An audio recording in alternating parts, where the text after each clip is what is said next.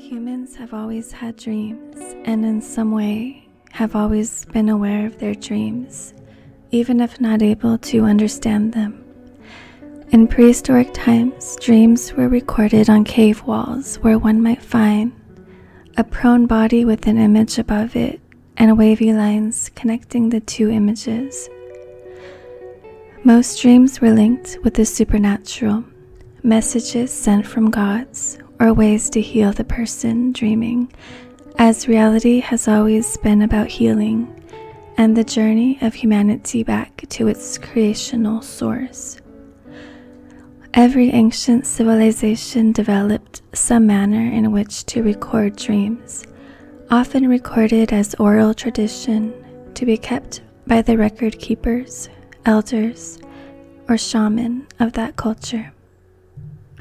If a message came from God, it was prophecy, holy, and would one day determine the journey of the people. In ancient Atlantis, they used dream temples and crystals arranged in a specific matrix to enhance their dreams, thus receiving messages from other realms.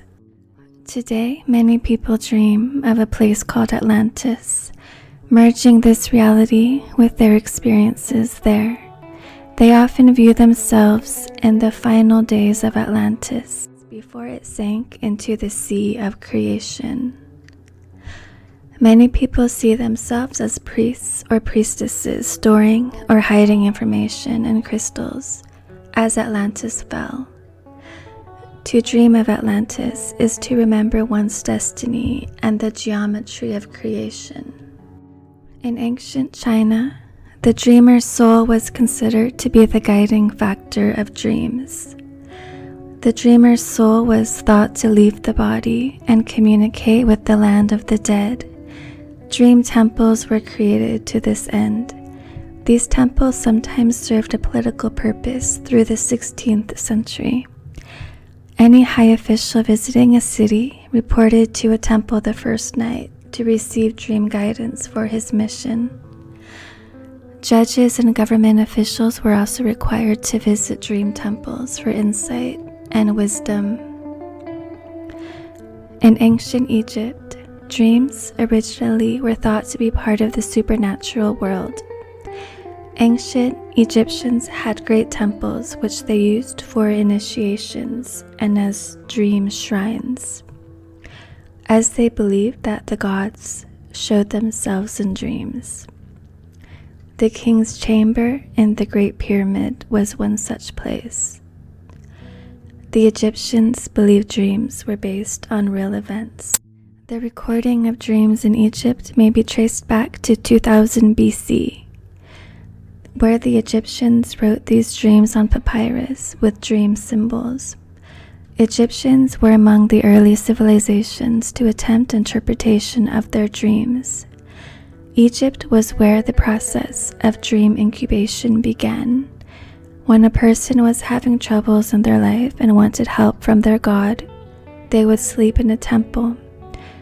When they would wake the next morning, a priest, which was called the master of the secret things, would be consulted for the interpretations of that night's dreams.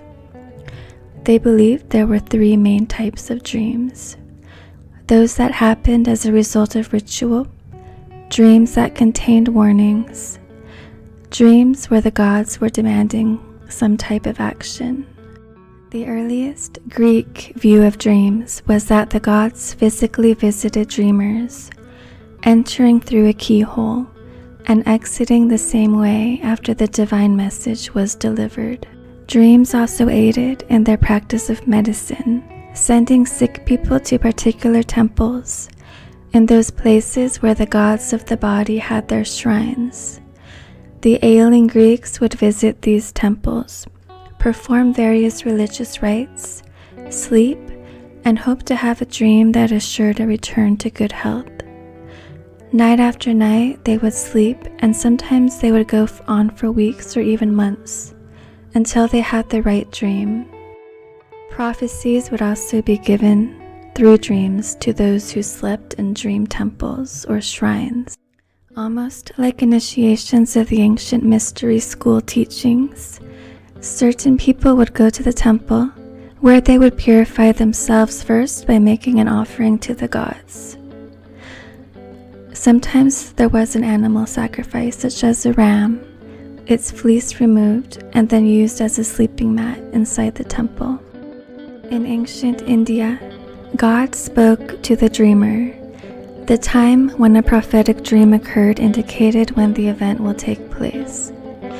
In the Vedas, dreams of violence were thought to lead to success and happiness if the aggression was proactively handled in the dream, even if the dreamer gets hurt in the process. If the dreamer remains passive and becomes hurt by his own passivity, however, it was considered a bad omen.